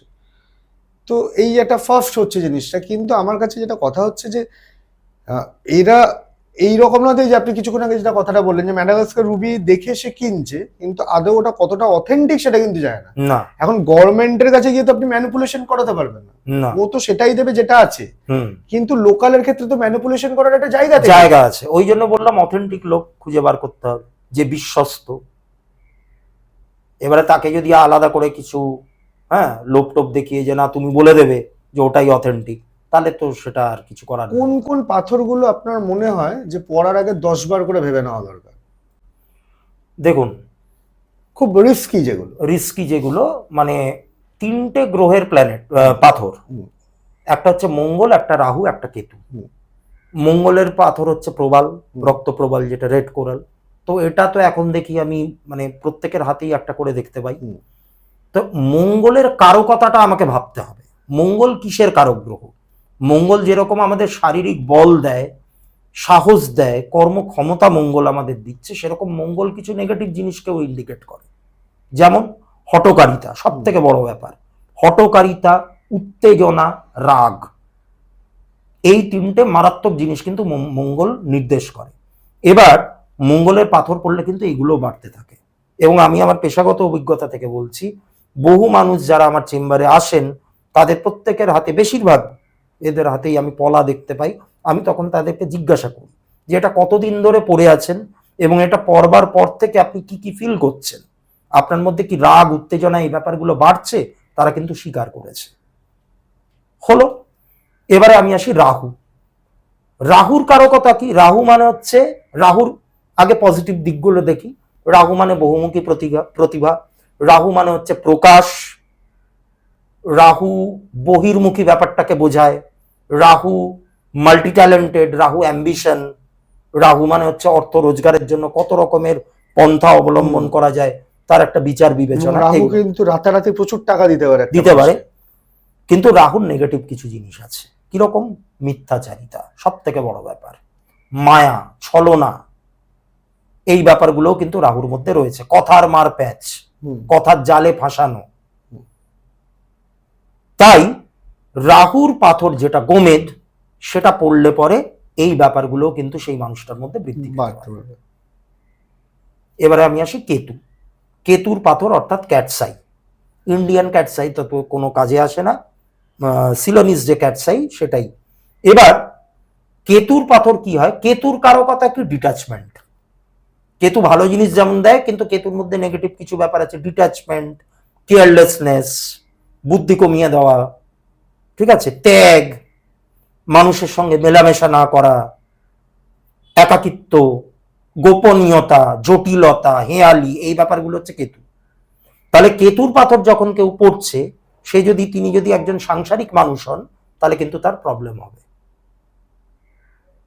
কেতু যতই তার ভালো হাউস দেখাক না কেন, কেতুর পাথর খুব বুঝে শুনে পড়তে হবে। তাহলে এই যে রাহুর পাথর যেটা আমি একটু আগে বললাম, মঙ্গলের পাথর, তাহলে কি এটা কাউকেই দেওয়া যাবে না? অবশ্যই দেওয়া যাবে। তুমি দেখো আগে যে সেই মানুষটা কিরকম কাজের সাথে যুক্ত। আমার কাছে হয়তো একজন ব্যক্তি এসছেন, আমি উদাহরণ দিচ্ছি, যে তিনি বলছেন যে আমি বক্সিং প্র্যাকটিস করি, আমি এই ন্যাশনাল লেভেলে খেলতে চাই, আমি সেই দিকে নামযশ করতে চাই। এবার বক্সিং এমন একটা কমব্যাট স্পোর্ট যেখানে হঠকারিতার দরকার, যেখানে সাহসের দরকার, যেখানে রাগের দরকার, যেখানে উত্তেজনার দরকার। তো সেখানে কিন্তু হঠকারিতা বলাটা তো ভুল হবে, মানে আমি তো বক্সিং অত জানিও না, আমার অত আইডিয়া নেই, কিন্তু একটা সাহসের দরকার, একটা রাগের দরকার। তো সেইখানে সেই লোকটাকে আমি একটা পলা দিতে পারি, সেখানে আমি একটা পলা দিতে পারি। তাতে ওটা তার পজিটিভ, ওইটা তার ওই প্রফেশনটাকে বাড়লে ওর প্রফেশনটাকে শাইন করে, কারণ সেখানে তার রাগের দরকার, সেখানে তার উত্তেজনার দরকার। একজন আর্মিকে আমি পলা দিতে পারি, একজন পুলিশকে আমি পলা দিতে পারি, সেখানে তার রাগটা দরকার। পুলিশকে মিনমিন করলে হবে না, পুলিশের মধ্যে বলে আমি ম্যাক্সিমাম জায়গায় শুনি পলাকে আগে ইন্ডিকেট করে দেওয়া হয় যে তোমার অ্যাক্সিডেন্টের যোগ আছে, রক্তক্ষরণের যোগ আছে, তাই জন্য তোমাকে পলাটা দেওয়া হবে। তাহলে তো পলা আরোই দেওয়া উচিত না, কারণ অ্যাক্সিডেন্ট জিনিসটাকে নির্দেশ করে মঙ্গল। অ্যাক্সিডেন্ট হতে পারে সেটা ভেবে যদি পলা দেওয়া হয়, তাহলে তো তাকে আরো অ্যাক্সিডেন্টের দিকে ঠেলে দেওয়া হচ্ছে। মঙ্গল যদি পাওয়ার আপ হয়ে যায়, মঙ্গল কিন্তু এই ছোটখাটো শরীরে চোট আঘাত লাগা, হাঁটতে গিয়ে পায়ের নখটা উপড়ে যাওয়া দেওয়ালে লেগে, বাইক একটু ডিসব্যালেন্স হয়ে পড়ে যাওয়া, পড়ে গিয়ে একটু হাঁটুতে চোট লাগলো, একটু রক্তপাত হলো, এগুলো তো রাহু আর মঙ্গল। তাহলে একজনকে অ্যাক্সিডেন্টের হাত থেকে বাঁচাতে গিয়ে আমি যেই প্ল্যানেটটা অ্যাক্সিডেন্ট করাতে পারে, আমি তাকে পাওয়ার আপ করছি, তাহলে তো সেটা নেগেটিভ ফল দেবে। অ্যাক্সিডেন্টের জন্য পাথর দেওয়াই উচিত না। অ্যাক্সিডেন্টের থেকে বাঁচতে গেলে যেটা করতে হয়, মানে যাদের ছোটখাটো চোটাঘাত লাগে বা অ্যাক্সিডেন্টের যোগ আছে, কি করতে হয়? প্রথমত হনুমান মন্ত্র এবং দুর্গা মন্ত্র নিয়মিত জপ করতে হবে, আর দুর্গা কবচ বা বজরংবলী কবচ ধারণ করতে পারে। পাথর দিয়ে হয় না। আচ্ছা, এই যে আমরা এখন দেখি খুব হীরের গয়নার বহু প্রচলন বেড়েছে, এই বিয়েতে হীরের আংটি দিয়ে দেওয়া, এটা দিয়ে দেওয়া। এখন হীরে তো হচ্ছে নবগ্রহের রাজা। হুম 9টা গ্রহই যাদের খারাপ, আমরা বলি সব কটা পাথর না পড়ে তুমি একটা পড়, হুম এটাতেই তোমার কাজ হয়ে যাবে। কত সেন্টের সেটা ডিপেন্ড করবে তার বডি ওয়েটের উপর, তার এজের উপর। হুম হুম তো এই হীরে কি যে কেউ পড়তে পারে, নাকি এর কোনো মানে লিমিট আছে যে এত পর্যন্ত যে কেউ পড়তে পারে, তার বেশি পড়তে পারবে? না, ওরকম কোনো ব্যাপার নেই, এমনি তুমি পড়তেই পারো। মানে তুমি জানতে চাইছো যে হিরেটা পড়লে পরে মানে তার একটু নিজের চার্টটা দেখে নেওয়া উচিত, ভিনাসের প্লেসমেন্টটা দেখে নেওয়া উচিত। অবভিয়াসলি, আচ্ছা। কারণ হিরেও তো একটা স্টোনের মধ্যেই পড়ছে। এবারে দেখো, জুয়েলারি হিসেবে যখনই কাউকে হিরে গিফট করা হচ্ছে, তখন আমরা দুটো কথা এখানে পাচ্ছি, একটা হচ্ছে পাথর, একটা হচ্ছে রত্ন। পাথর তখনই রত্ন হবে যখন সেটাকে প্রপার ওয়েতে শুদ্ধিকরণ করা হয়। আচ্ছা। প্রত্যেকটা পাথরের শুদ্ধিকরণের নিয়ম আছে। হুম। যেমন রবির হচ্ছে চুনি, চুনিকে তুমি পাতিলেবুর রসে ওভারনাইট ভিজিয়ে রাখতে হবে, তাহলে সেটা শোধন হবে। চন্দ্রের পাথর মুক্ত, কাঁচা দুধে ভিজিয়ে রাখতে হবে। মঙ্গলের পাথর প্রবাল, চুন জল বা রিঠা ফলের রসে ভিজিয়ে রাখতে হবে। বুধের পাথরকে মানে যেটা পান্না, সেটাকেও তোমাকে ইয়ে করতে হবে, শুদ্ধিকরণ করতে হবে। কিভাবে? কেশরযুক্ত মানে গরুর খাঁটি দুধে। বৃহস্পতির পাথর পোকরাজ, কুলত্তকলাই ভেজানো জলে ভিজিয়ে রাখতে হবে। সেরকম শুক্রের পাথর যেটা হিরে, সেটাকে চিরতার জলে ভিজিয়ে রাখলে তবেই সেটা শুক্র রিলেটেড রেজাল্ট দেবে, আচ্ছা। তখনই সেটা রত্ন হলো। এরকম প্রত্যেকটা পাথরের কিন্তু শোধন পদ্ধতি আছে। কিন্তু এই যে ম্যাক্সিমাম জায়গায় দেখি, আগে আমরা যেটা দেখতাম, পাথরটা কিনে আনতো, এনারা মন্দিরে চলে যেত, ঠাকুর মশাইকে দিয়ে কিচ্ছু শোধন কাজ করে হয় না। চলে আসতো। আমি তোমাকে বলছি, আমার কাছে যত ক্লায়েন্ট আসে তাদের হাতে যেই যেই পাথর আমি দেখেছি, প্রত্যেককে আমি জিজ্ঞাসা করেছি, কেউ না কেউ তো সাজেস্ট করেছে। কারোর ক্ষেত্রে কোনো ফ্যামিলি অ্যাস্ট্রোলজার আছে, কেউ কাউকে অন্য কাউকে দেখিয়েছে। 10 জনের মধ্যে 8 জন কি 9 জনই বলছে কোনো কাজ হয়নি পাথর পরে, অথচ পড়ে রয়েছে। তার প্রথম কারণই হচ্ছে, অনেকগুলো কারণ থাকতে পারে। এক হচ্ছে কতটা অথেন্টিক। কারণ একজন পোকরাজ পড়েছে, বলছে যে এই পোকরাজটা আমার 12 থেকে 13,000 টাকা দাম নিয়েছিল, ওটা অথেন্টিক পোকরাজই না। ক্যাটসাই আর পান্নার ক্ষেত্রে কি আছে প্রসেস শোধনের? পান্না, ওই যে বললাম, পান্না হচ্ছে গরুর দুধ আর তার মধ্যে একটু কেশর মিশিয়ে তাতে ভিজিয়ে রাখতে হবে। আর কেতুর যে পাথর ক্যাটসাই, সেটা হচ্ছে ত্রিফলার জলে ভিজিয়ে রাখতে হবে, ত্রিফলা ভেজানো জলে। আর গোমেদ যেটা, সেটা গোবরের মধ্যে ভিজিয়ে রাখতে হবে, মানে গোবরের মধ্যে ফেলে রাখতে হবে, গোবর দিয়ে শোধন করতে হয়। আচ্ছা। শনির যে পাথর নীলা, ওটা অপরাজিতা ফুলের রসে ভিজিয়ে রাখতে হবে। এরপরে কি আবার ঠাকুর ফাকুরকে দিয়ে পুজো দেওয়ার করে ধারণ করতে হবে? এরপরে এমনি জাস্ট একটু নর্মাল কিছু পুজো পদ্ধতি থাকে, তারপরে তুমি পাথর ধারণ করতে পারো। তবে এই পাথরই যদি আবার অথেন্টিক না হয়, তাহলে আবার কোনো কাজ করবে না, সে তুমি যতই শোধন করো না। আচ্ছা, ক্যাটসাইয়ের ক্ষেত্রে টাইগার আই আর কনক ক্ষেত্র দুটো যে ভাগ আছে, এটা কি? মানে দেখতে তো দুটোই তোমার বেড়ালের চোখের মতো লাগবে, তাই জন্য ক্যাটসাই। আর একটা একটু ব্রাউনিশ কালারের, আর একটা হচ্ছে একটু হালকা গ্রিনিশ কালার, ঠিক আছে। কিন্তু ওই যে প্রবলেম, বুদ্ধি কমিয়ে দেয়। মানে স্টুডেন্টদের তো কেতুর পাথর পড়াই উচিত না, ক্যাটসাই একদম পড়া উচিত না, কোনো মতেই না। স্টুডেন্ট যারা, মানে ওই আলোচনাটা থেকে আমরা পরে সরে এসেছিলাম যে বুঝতে হবে কেতুর পাথর কে পড়তে পারে, যে সন্ন্যাস নিচ্ছে, যে সংসার ধর্ম ত্যাগ করবে, হ্যাঁ, তারা কেতু পড়লে তাদের আবার মঙ্গল হবে, তাদের পক্ষে ভালো। রাহুর পাথর, যেখানে মিথ্যাচারিতার দরকার, যেখানে কথার মারপ্যাঁচ দরকার, মানে যারা সেলসে জব করে, বেশি না, সেলসটা মিথ্যাচারিতা দিয়ে হয়, মানে কথার মারপ্যাঁচ তো লাগে, কিন্তু ওখানে ব্যাপারটা আবার একটু অন্যরকম হয়ে যাচ্ছে। মানে সেলসম্যান যারা, তাদের তো একটা নিজস্ব পরিবার আছে, তার মানযশ খ্যাতির একটা ব্যাপার থাকে। তাদের ক্ষেত্রে রাহুর থেকে বেশি কাজ করবে ভিনাসের পাথর, কারণ ভিনাস কিন্তু সেলসম্যানশিপ ব্যাপারটাকে বোঝায়। কিন্তু আমি একটা জেনারেল ব্যাপার বলছি, মানে সেলসম্যান মানেই তাকে আমি একটা ভিনাসের পাথর হিরে পরিয়ে দিলাম তাহলে হবে না, আমাকে দেখতে হবে যে ভিনাস কোন হাউস অকিপাই করেছে। ওই জন্যই বলছি আমাদের কেপি অ্যাস্ট্রোলজিতে পাথর নিয়ে অনেক বাছবিচার আছে। পাথরের থেকে বেশি কাজ দেয় কবচ, পাথরের থেকে বেশি কাজ দেয় মন্ত্র জপ, পাথরের থেকে বেশি কাজ দেয় দান ধ্যান করা, এই ব্যাপারগুলো আরো বেশি করে কাজ দেয়। আজকে আমরা অনেকক্ষণ অনেক কিছু আলোচনা একদম, করলাম। হুম তো মেনলি আমাদের যারা অডিয়েন্স, হুম যে কারণে আপনাকে চেনে, সবাই বসে থাকবে যে কতক্ষণে আপনার থেকে একটা ঘটনা শুনবে ওরা। তো একদম শেষ পর্যায়ে আমরা, তো আমি চাইবো তাহলে এবার আমরা ঘটনাটাই আসি, আপনার থেকে একটা রোমহর্ষক একটা কিছু শুনতে চাই আজকে। আচ্ছা, ঘটনা বলতে এটা আমারই একজন ক্লায়েন্টের সঙ্গে ঘটে। তা এটা বেশ কয়েক মাস আগের ব্যাপার। তা সেই ভদ্রলোক আমার সঙ্গে যোগাযোগ করেন যে ওনার ছেলে প্রচণ্ড অমনোযোগী হয়ে যাচ্ছে পড়াশোনায়, ঠিক আছে, পড়াশোনা করতে চাইছে না, কিন্তু এমনিতেও ওরকম টাইপের নয়, খুব মেধাবী ছাত্র। আমার কাছে যখন আসেন তখন মানে ওর ছেলে আর কি মানে জাস্ট 9-এর ফাইনালটা দেবে এরকম একটা স্টেজ আর কি, খুব ভাইটাল পরীক্ষা।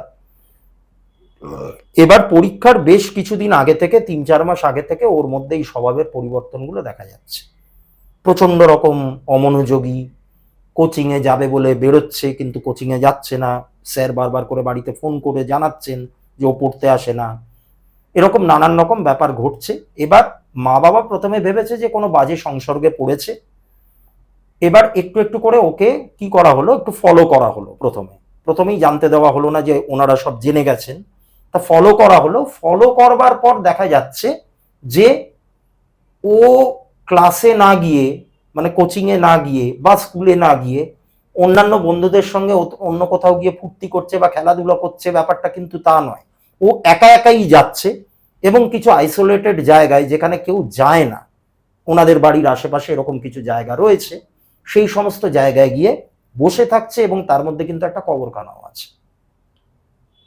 ছেলেটা বসে থাকছে, ছেলেটা কবরখানায় হয়তো ঢুকছে না, গেটের বাইরে বসে আছে একা একা, ঠিক আছে, বা কখনো বা ঢুকে যাচ্ছে, বা কখনো এমন একটা জায়গা যেখানে প্রচন্ড ডাম্প করে ময়লা টয়লা ফেলা আছে, লোকজন খুব একটা যায় না, ওরকম জায়গায় গিয়ে বসে রয়েছে, এরকম সমস্ত ব্যাপার ঘটছে।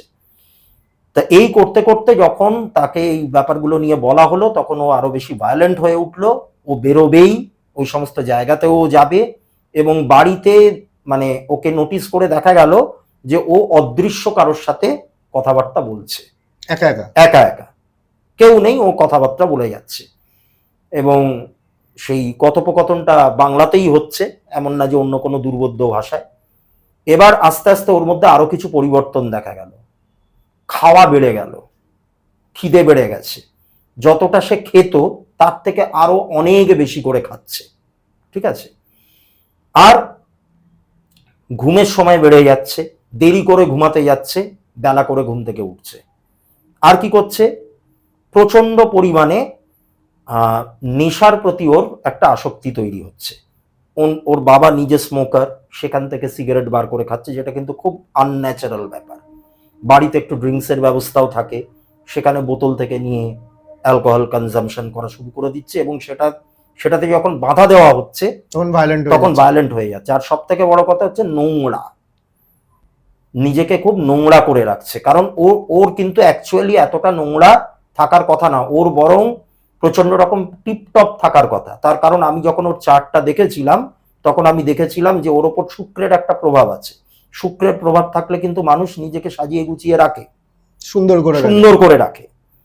এইবার যখনই দেখা যায় যে চার্ট একরকম বলছে কিন্তু তার লাইফে অন্য ঘটনা ঘটছে, তখন বুঝে নিতে হয় যে কিছু একটা অস্বাভাবিক ব্যাপার। তা সেই ভদ্রলোক আমাদেরকে রিকোয়েস্ট করলেন যে একদিন আপনি আসুন আমাদের বাড়িতে। এবার আমি তো হার্ডকোর তন্ত্রের ব্যাপার তো অত কিছু করি না, আমি যতটুকু যা করি এঞ্জেল থেরাপি দিয়ে করি, আর আমার টিমে একজন ভদ্রলোক আছেন, তা আমি তাকে নিয়ে ওই বাড়িটাতে একদিন যাই। এবার ওখানে গিয়ে ব্যাপারটা কিছু এনার্জির মাধ্যমে ওই ভদ্রলোক বুঝতে পারেন যে ওখানে প্রেত ঠিক চালান হয়নি, মানে ওই ছেলেটার সাথে ছেলেটা কোনোভাবে একটা অ্যাট্রাক্ট করে ফেলেছে, এবং সেটা একটা খাবারের মাধ্যমে হয়তো করে ফেলেছে। মানে ওখান থেকে খেতে খেতে আসছিল বা খেতে কিছু? খেতে আসছিল, মানে ওই যে আমি বললাম যে একটা কবরখানাতে যেত, ঠিক আছে। এবার ছেলেটা এমনিতে কিন্তু একটু নাস্তিক টাইপের ছিল, হুম। মানে একটু যুক্তিবাদী, বন্ধুদের সঙ্গে তর্ক বিতর্ক এইসব। তা ওদের যে গ্রুপ, যেটা কোচিং এ পড়তে যেত, একসাথে দল বেঁধে 3-4 জন ছেলে যেত, হুম। তখন কিন্তু ওদের রাস্তাটা ছিল ওই কবরখানার পাশ দিয়ে। এবার আচ্ছা। সেদিন ওরা কি করেছে, প্রত্যেকে একটা করে রোল কিনেছে, চিকেন রোল এরকম কিছু একটা কিনেছে, কিনে ওই কবরখানার পাশ দিয়েই হাঁটছে। তা ওই টাইমেই ওদের মধ্যে একটা বিতর্ক হচ্ছিল যে ভূতের অস্তিত্ব আছে কি নেই। ভূত তো না, আমি প্রেত বলি, তো এদের অস্তিত্ব আছে কি নেই। তা সেখানে ও খুব যুক্তি দিয়ে অন্যদের কথাগুলোকে খণ্ডন করতে করতে যখন পার্টিকুলারলি ওই ইয়েটার পাশ দিয়ে যাচ্ছে, আখ খাওয়া রোল হাতে নিয়ে, তখন ও জাস্ট বলে ফেলেছে যে এই তো আমি এখান দিয়ে এই আমিষ খাবার খেতে খেতে যাচ্ছি, যদি এগুলো এক্সিস্টই করে, যদি এই সমস্ত খাবারের প্রতি প্রেতেরা আকৃষ্ট হয়, তাহলে এক্ষুনি এখান থেকে কেউ বেরিয়ে এসে আমার এই যে রোলটা আমার হাতে আছে, ইয়ার্কি মেরেই বলছে, এখান থেকে জাস্ট এক টুকরো খেয়ে দেখাক। এবার প্রেত তো আর ওইভাবে এসে খাবে না, কিন্তু ওই যে আবাহনটা, ওই যে প্রস্তাবটা, ওটাতে তাকে চ্যালেঞ্জ করা, ওটাতে সাড়া দিয়ে দিয়েছে। নিয়ে সেটাই এখন ওর সাথে রয়েছে, এবং যেই স্পিরিটটা রয়েছে সেই স্পিরিটের ডেথটাও খুব আনন্যাচারাল ডেথ ছিল, অ্যাক্সিডেন্টে মারা যায়, ঠিক আছে। এবার এখানে একটা কথা বলি, এই কবরখানা থেকে, ওটা একটা খ্রিস্টান কবরখানা ছিল, কবরখানা থেকে এসছে মানেই যে সে লাইফটা, মানে তার জীবিত থাকাকালীন সে নিজেও যে খ্রিস্টান ছিল এমন কিন্তু কোনো ব্যাপার নেই। কবরখানা এমনই একটা জায়গা যেখানে যে কোনো স্পিরিটই থাকতে পারে, মানে ওইখানেই কবর দেওয়া আছে এরকম কারোর স্পিরিট তারা তো রয়েছে, কিন্তু অন্য কেউও থাকতে পারে। হ্যাঁ, একটা স্পিরিটের সঙ্গে একাধিক স্পিরিট অ্যাটাচ থাকে, তো সেরকমই কেউ একজন চলে এসছে। তা এইবার আমরা যখন ওখানে যাই, ওই ছেলেটাকে যখন দেখতে যাই, তখন সে আরো বেশি ভায়োলেন্ট হয়ে ওঠে, বিশেষ করে আমার সঙ্গে যিনি ছিলেন তাকে দেখে, কারণ ওরা বুঝতে পারে যে আসল কাজটা এখানে কে করতে এসছে। আমি তো একটা মাধ্যম হিসেবে ওখানে ওনাকে নিয়ে গেছিলাম, কিন্তু মেন কাজটা তো তন্ত্রের কাজ তো উনি করবেন, কারণ আমি তন্ত্র দিয়ে কোনো কাজ করি না, আমি অতটা ডেপথে আমি জানিও না এগুলো। তা এবার ওই ভদ্রলোককে দেখে ওই ছেলেটা আরো বেশি ভায়োলেন্ট হয়ে উঠেছে, বিশেষ করে যখন রুদ্রাক্ষটা, ওনার হাতে যে জড়ানো রুদ্রাক্ষটা, সেটা যখন সামনে ধরেছে, তখন আরো বেশি করে ও ছটফট ছটফট করছে। এটা মানে মনেই হচ্ছে যে ওর মধ্যে একটা অস্বস্তি। এইবার এই করতে করতে করতে করতে তারপরে আমরা ডিসাইড করলাম যে এখানে একটা রিচুয়াল পারফর্ম করতে হবে, একটা হোমযজ্ঞ কিছু করতে হবে, তা না হলে এটা ক্লিন করা যাবে না, এখান থেকে একে রিলিজ করা যাবে না। তা একটা নির্ধারিত দিনে হোমযজ্ঞ করা হলো, এবং সেটাতেও অনেক বাধা এসেছিল, কারণ যেদিন যজ্ঞের দিন আমরা একবার তো ওই বাড়িতে গেছিলাম, আবার পুনরায় যখন যজ্ঞের দিনে ওই বাড়িতে যাচ্ছি জিনিসপত্র কিনে, আমরা দেখছি একই জায়গায় বারবার করে ঘুরছি, আমরা রাস্তা খুঁজে পাচ্ছি না। আগে গেছেন এই বাড়িতে আমি আগেও গেছি, ঠিক আছে, রাস্তা খুঁজে পাচ্ছি না, গুগল ম্যাপ দেখে যখন লোকেশন ট্র্যাক করার চেষ্টা করছি, নেট কানেকশন হচ্ছে না ঠিক মতো, এরকম নানান রকম প্রবলেম হচ্ছে, লোকটাকে ফোন করতে গিয়ে সেই ফোন লাগছে না, মানে বিভ্রান্ত করে দেওয়া, প্রেত এটা করে। তো এইগুলো করতে করতে করতে করতে আলটিমেটলি পৌঁছানো গেল।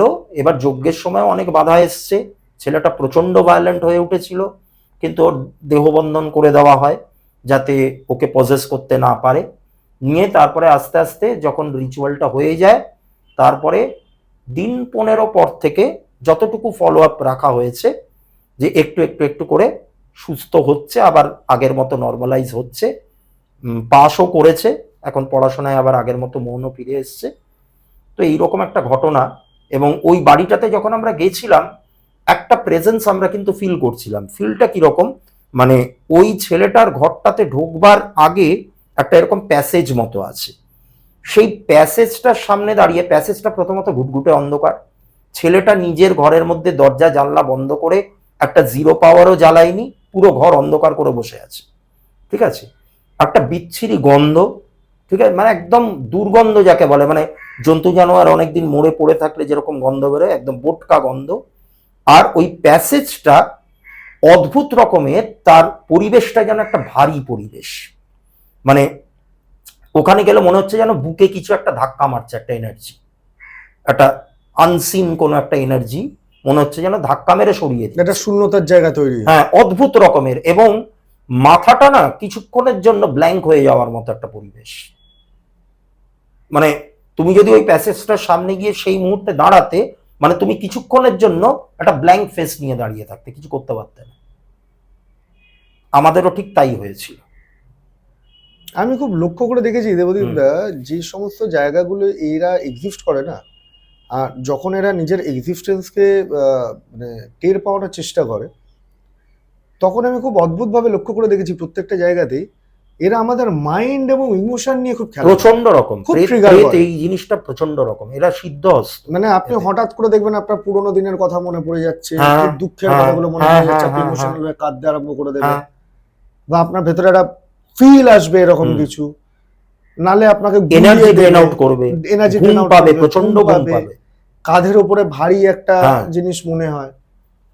এবং এরকম টাইপের বাড়িতে ঢুকলেই তুমি বোঝা বোঝা যায়, যাবে, মানে বোঝা তোমাকে যায়। আলাদা করে কিছু বলতে হবে না, তুমি বুঝেই যাবে। বোঝা যায়। এবং এমনিতেও মানে ওই ছেলেটা তো নোংরা হয়ে গেছিলই, উল্টে ওই বাড়িটার মধ্যেও বাকি সদস্যরাও কিন্তু সেই পথেই হাঁটছিল প্রায়। কারণ আমরা যখন গিয়ে ঢুকেছি তখন জাস্ট লাঞ্চ হয়ে গেছে ওদের, ওরা জাস্ট লাঞ্চ করে উঠেছে। এবারে নর্মালি একজন মানুষ কি করে, লাঞ্চ টাঞ্চ হয়ে গেলে পরে আমরা কি করি, টেবিলটাকে পরিষ্কার করি। আমি গিয়ে দেখছি টেবিলের চারপাশে এঁটো ছড়ানো, মাছের কাঁটা ছড়ানো, ঠিক আছে, একটা সাইডে সমস্ত জামা কাপড় সব ডাম্প করে রাখা। হ্যাঁ, তো ওরাও কিন্তু আস্তে আস্তে, মানে মা বাবা যারা, তারাও কিন্তু ধীরে ধীরে ওই ওই পর্যায়ে যাচ্ছিল। মানে কিন্তু তার আগেই ওদেরকেও হ্যাঁ, ধরতো। মানে ওরাও এফেক্টেড হয়ে যেত, এবং ভদ্রলোকের বিজনেসে একটা ছোটখাটো লসও হয়ে গেছিল। মানে আর কয়েকটা দিন ফেলে রাখলে এগুলো বড় আকার দাঁড়াবে। এবার ডিপ্রেশনে ফেলে তারপরে পজেস্ট করে দেবে। না, খুব সুন্দর একটা ঘটনা শুনলাম। হ্যাঁ, আহ, সুন্দর মানে মারাত্মক আর কি। মারাত্মক। যার হয়েছে সেই জানে, মানে না এটা হলে তো মানে বোঝা যায় না। চাই না কারোর সাথে হোক এরকম। এক্স্যাক্টলি। তো যাই হোক, আজকে একদম শেষ পর্যায়ে, তো আপনারা সবটাই শুনলেন। আমরা চেষ্টা করবো দেবদীপদাকে আবার আরেকবার নিয়ে আসার, সঙ্গে যদি পাই আরো অ্যাস্ট্রোলজির আরো কিছু গুরু তত্ত্ব নিয়ে আমরা আরো কিছু বসতে চাই আরেকবার। তো আপনারা কোথা থেকে দেখছেন, কে কোথা থেকে দেখছেন, এবং আপনাদেরও যদি কোনো রকম প্রশ্ন থাকে, এবং আপনারা যদি সরাসরি দেবদীপদার সঙ্গে যোগাযোগ করতে চান নিজেদের কোনো হেল্পের জন্য, তাহলে আপনারা সরাসরি আমাদের সঙ্গে যোগাযোগ করতে পারেন। নমস্কার।